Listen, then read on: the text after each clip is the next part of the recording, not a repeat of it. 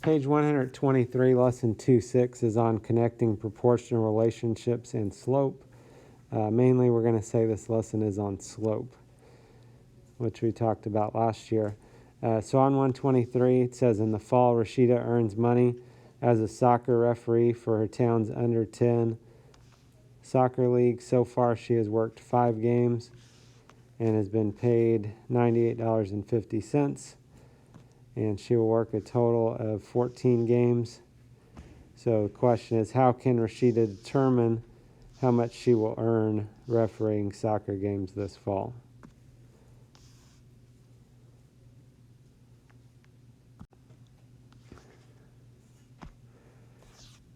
So one way of doing this, we could take the first information. It was $98.50 for 5 games. So if we take $98.50 divided by 5, that will tell us how much she earned for 1 game. So if you divide that out, you get $19.70, which means $19.70 for 1 game. That would be a first step that we could do. And then she's actually going to referee 14 games. So if that's for 1 game, for 14 games would be 14 times that amount. You could just multiply by 14. If it helps you to think about what you're doing, you could write a proportion if you'd like. Again, you don't have to do this, but it's 14 times as many games, so we're going to make 14 times as much money. So $275.80 total before taxes and everything else. No, just kidding. So if we look at example 1, Maya and her father are building a treehouse. The roof will have a 9 to 12 pitch. That is, for every 12 inches of horizontal distance, the roof rises 9 inches. How can Maya determine the height of the roof at its peak? Okay, so one thing the book shows you there, it goes over 12 and it goes up 9, or, normally we're going to look at the y and then the x, so normally we might look at this as going up 9 and over 12. And then the 6 feet, since everything else is in inches, we might want to think of this in inches also. So if there's 12 inches in a foot, if you do 12 times 6, that would be equal to 72 inches. Okay. So one way of doing this, we could do this like similar triangles, similar figures, which you guys learned about before, but here's another way we could do this, is just keep doing this pattern over and over. So we could say, so if we went 9 vertical for 12 horizontal, and then we keep doing that. So in other words, let's go another 9. If we go another 9, that would be 18. And we go another 12, that would be 24. So altogether, like if you go up 9 and then you go up another 9, you went up 18 altogether. If you went over 12 and then another 12 altogether, that would be 24. So it's kind of this idea of just keep going up 9 and over 12. Okay, we're just going to keep doing that. And so what happens when you get over here, remember altogether we have to go over 72. So we're not there yet. At this point, we've only gone over 60 inches. So I would suggest we keep going and continuing the table. So if you continue if you go up another 9 inches from 45, that would be 54. And then if you go over another 12 inches from 60, that would be 72. 72 inches, that's what we want to have. And so we could say the height of the roof at its peak would be 54 inches. Altogether, we'd be going up 54 inches for the 72 inches we went over. One thing about this, if you look at the table, starting out with the 9/12, 9/12 reduces to 3/4. 18/24 reduces to 3/4. 27/36 reduces to 3/4. 45/60 reduced to 3/4. And you probably guessed it, 54/72 also would reduce to 3/4. Okay, or another way, if you divide it out, if you were dividing on a calculator, those would all be 0.75. Okay, so the idea is that, probably a good thing here, the steepness or the slope of our roof is the same at any point. Okay, however far up or over we went, the slope of the roof is the same. It's staying the same all the way across. Okay, and the slope, just mentioned there, slope is the ratio of rise over run. And I'm going to tell you a couple other ways we can think of slope besides rise over run. Rise over run is like how much did we go up and how much did we go over. Other ways we can think of slope would be like this. These triangles mean change. So this would be change in y over change in x.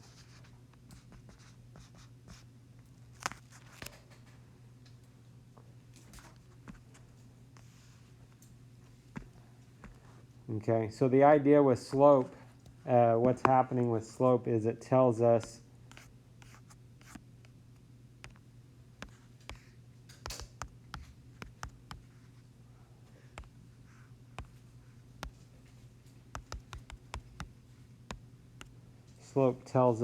how steep a line is and which way it is going.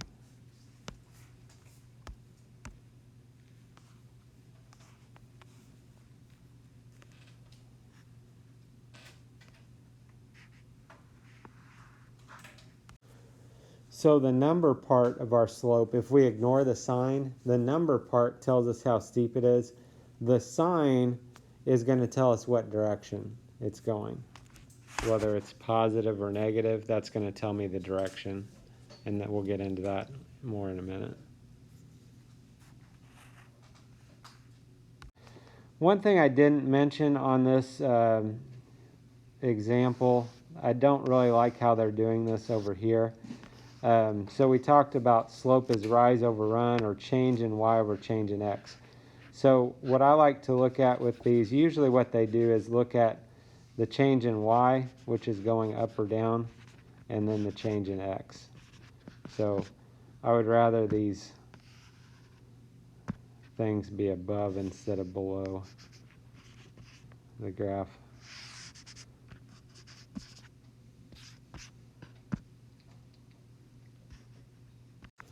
So if we look at the try it, Jack graphs how far he plans to bike over a 3-day charity ride. Find the slope of the line.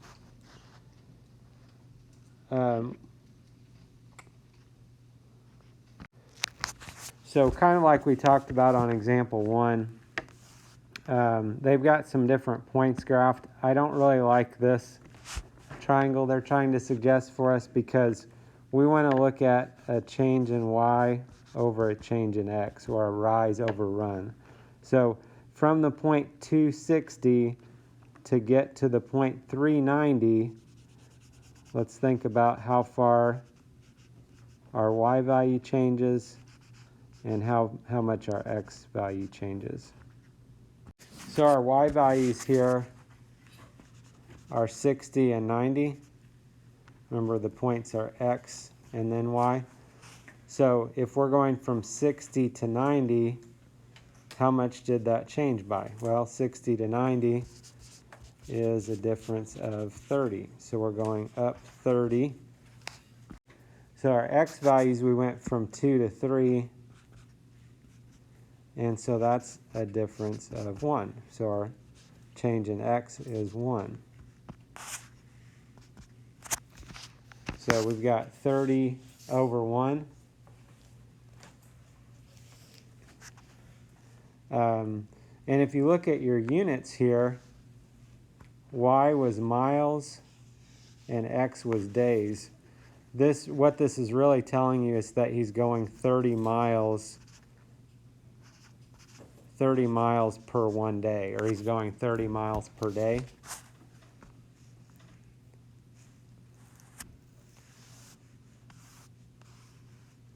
So we could say here, we could say this was 30 over 1. And 30 over 1, 30 divided by 1 is the same as 30. So we could just say the slope of the line is 30.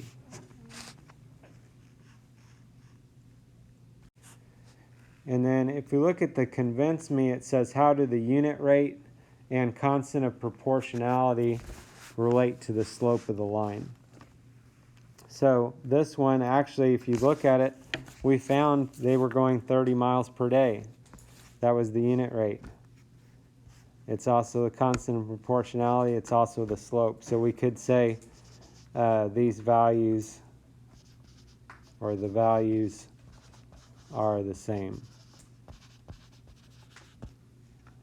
So unit rate, constant proportionality, and slope are all the same in this problem. Example 2, the graph represents the depth of a diving submarine over time. At what speed is the submarine descending? One thing I didn't mention on that last problem, a lot of these, the book is giving us certain points. They're highlighting certain points for us, like here. If there's other points that you see that are on the line, you're allowed to use those also. Like, for example, on this one, I might look at this and say, oh, this goes through the point 0, 0. I'm going to use 0, 0 as one of my points. Okay? You're allowed to do that, as long as you got 2 definite points on the line. Any 2 points on the line, we should get the same slope, no matter what. Okay, so anyway, the book is using these 2 points, though. They're using, this would be 5, negative 400, and 10, negative 800. And the book's doing this a little differently. It's rise over run, or it's change in y over change in x. What the book's doing here is they're just basically, if you subtract, they're just saying if these were 2 y values, we're subtracting the y values, and that's the change in y. We have 2 different x values, we're subtracting the x values, which is the change in x. Okay, so I know that may look a little confusing, but that's all they're doing, is subtracting the y values, subtracting the x values.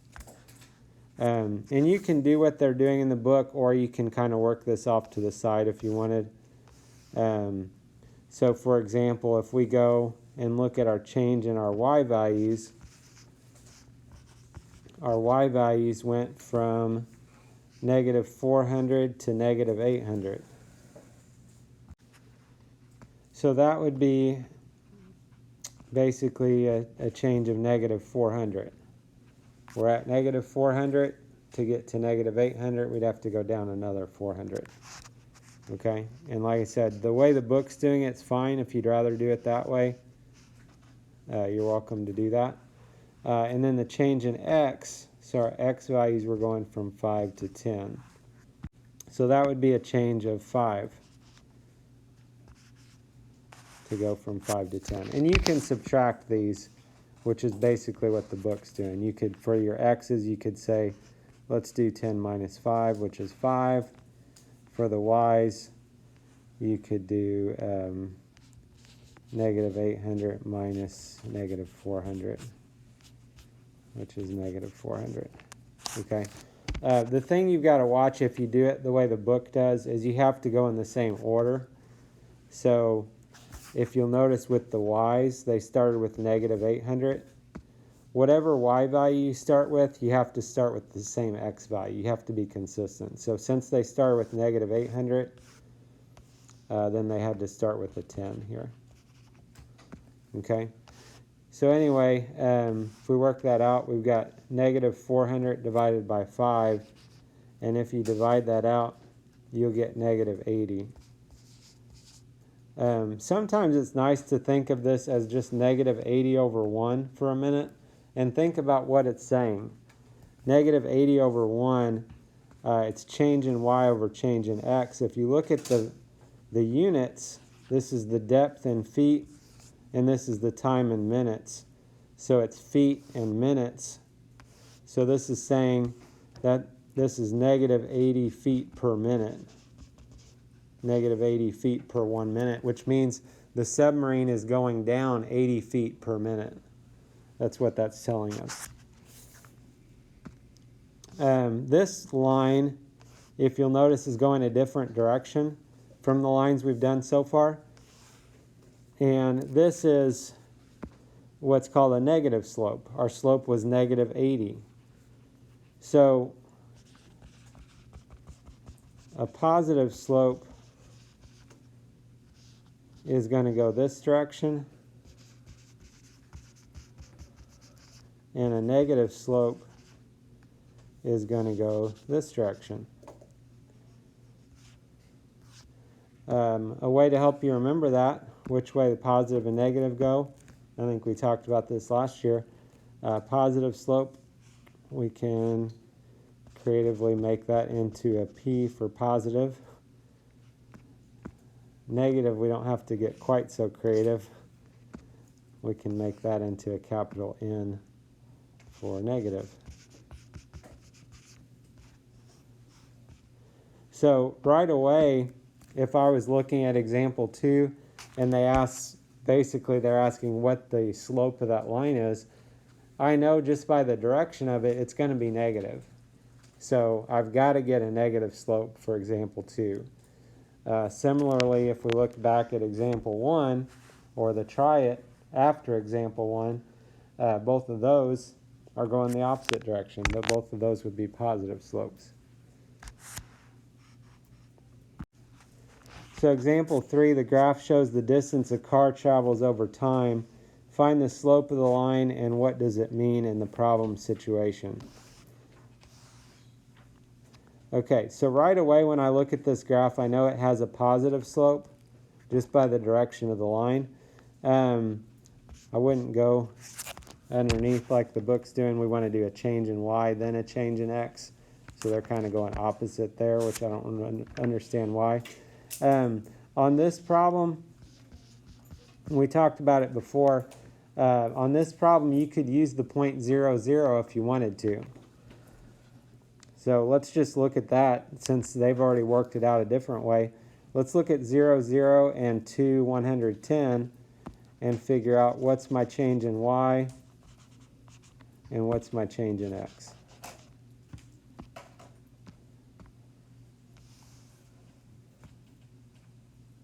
So from 0, 0 to 2, 110. So for these points, our y value went from 0 to 110. So change in y, change in y is 110. Okay, and you can do 110 minus 0 if you wanted to show your change in y.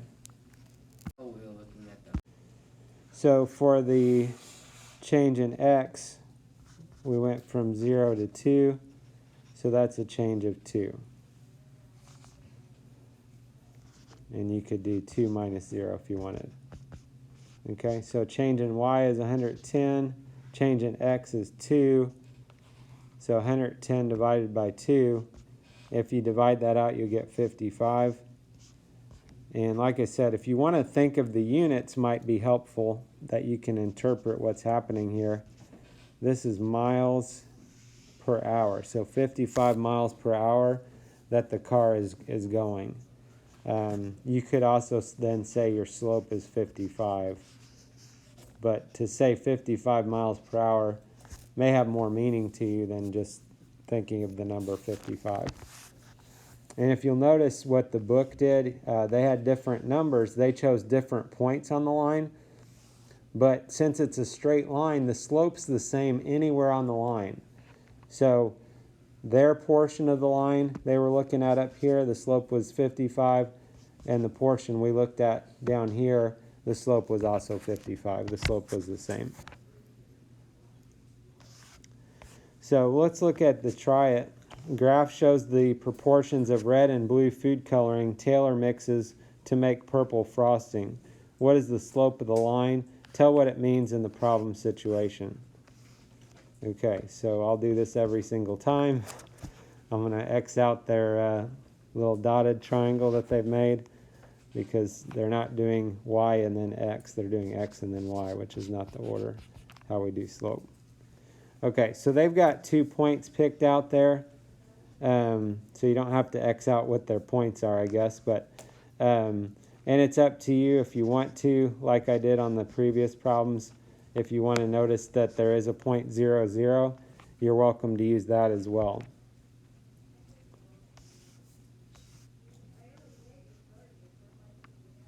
So you can use 0, 0 and 25, 35, or you can use 25, 35 and 50, 70. You could use 0, 0 and 50, 70 if you wanted, okay? Just pick any 2 points on the line, and let's figure out what our slope is here.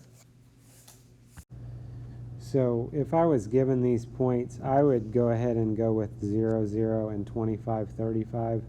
It's just smaller numbers. It's going to be a little bit easier to work with. So finding the slope, we're doing the change in y over the change in x.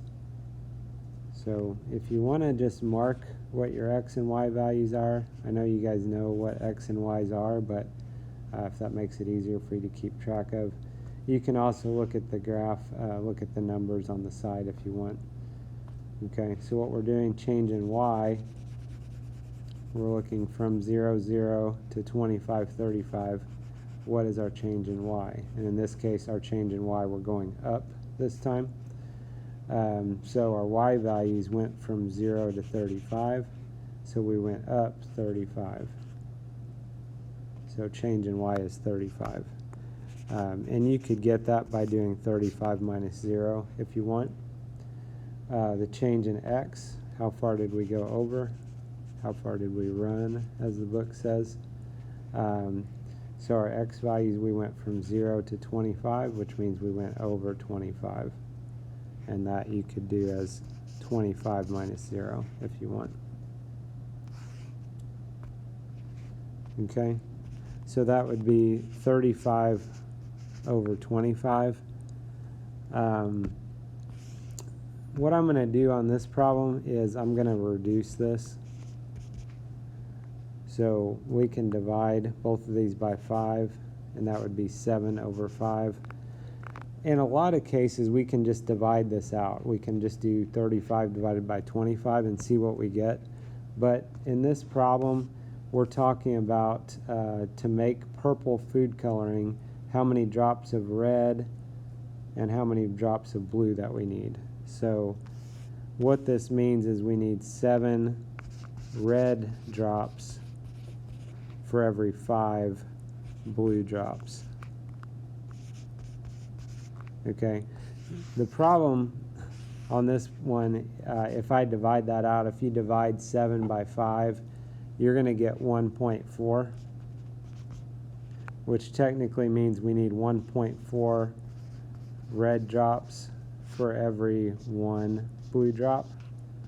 But if you guys can imagine, if you're working with food coloring, try and get 1.4 drops. 1, 2, oh, passed it up.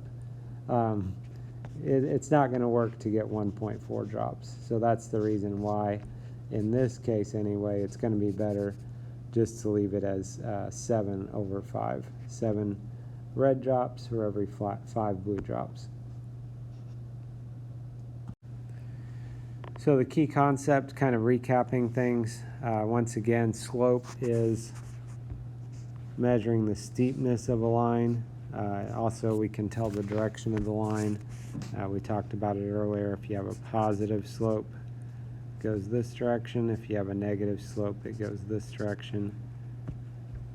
N for negative, and creatively maybe P for positive. Okay. So you can see this on the graph. Well, before we look at the graph, slope is rise over run, or change in y over change in x. And really what the book's doing here is the same as this change in y over change in x. They're just subtracting the y's and then subtracting the x's. Okay. Once again, I would not look at these. And you can pick any points, and you could say I'm going up 30 and I'm going over 2. So 30 over 2. And that's another way to help you remember the order of that. We know that the way the book's kind of showing us here is not right. We go up 30 over 2, and our fraction is 30 over 2.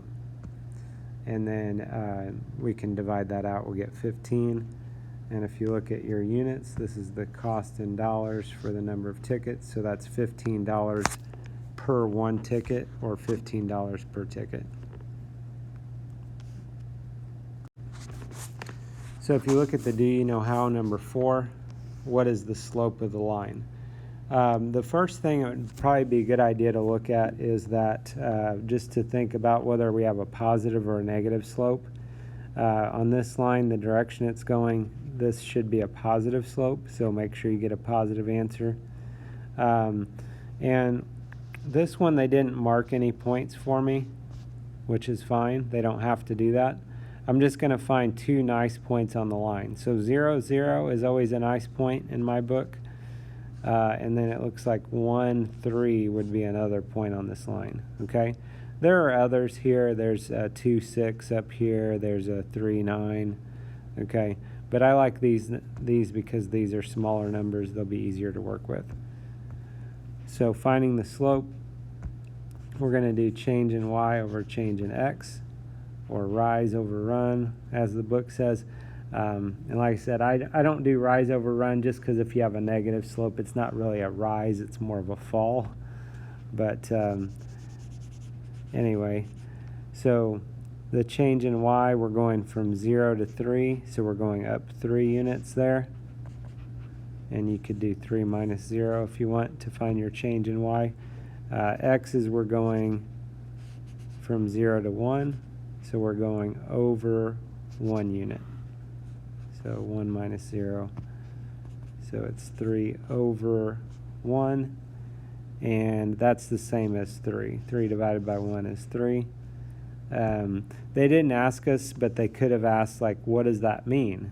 If we have a slope of 3, what does it mean on this problem? So we didn't really talk about it. This was the cost of grapes.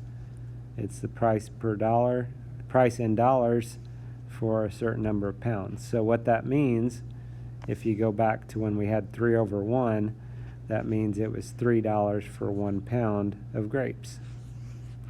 It's $3 per pound. Okay, but this one it didn't ask that, so you could just say the slope is 3.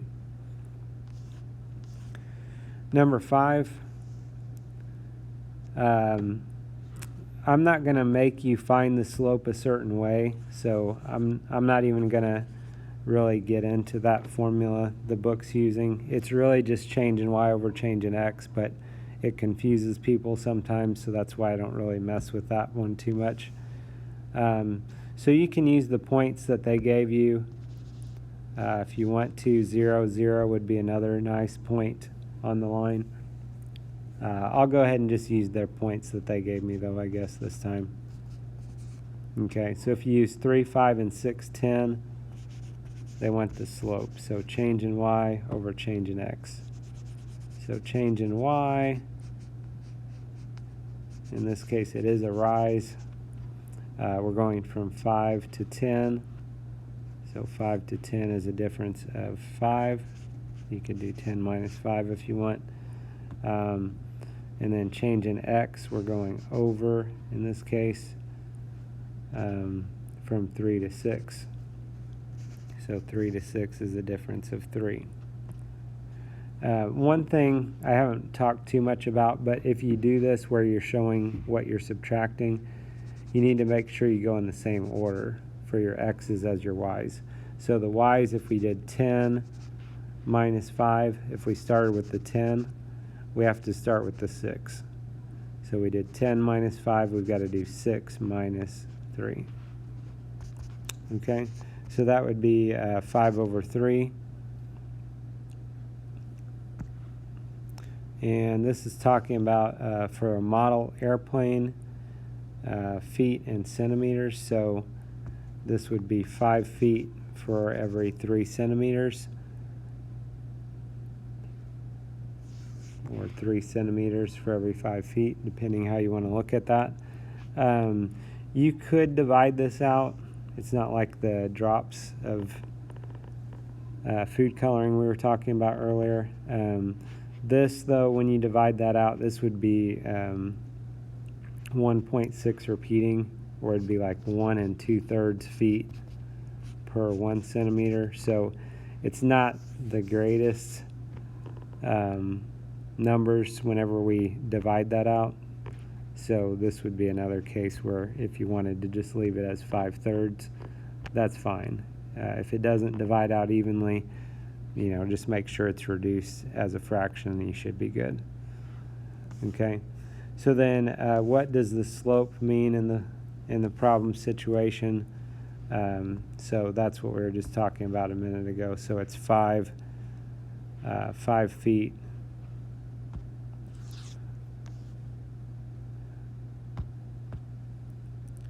we could say 5 feet on the actual airplane is represented by 3 centimeters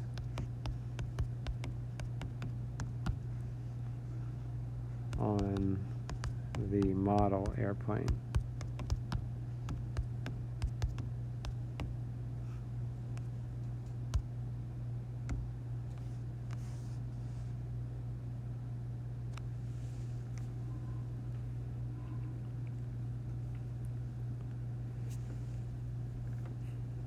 So we'll have another video that will go through some problems in your workbook just to give you a little bit more of an idea, a little bit more practice with what we're doing here, but this does give you an idea of how to find the slope of a line. Have a good day.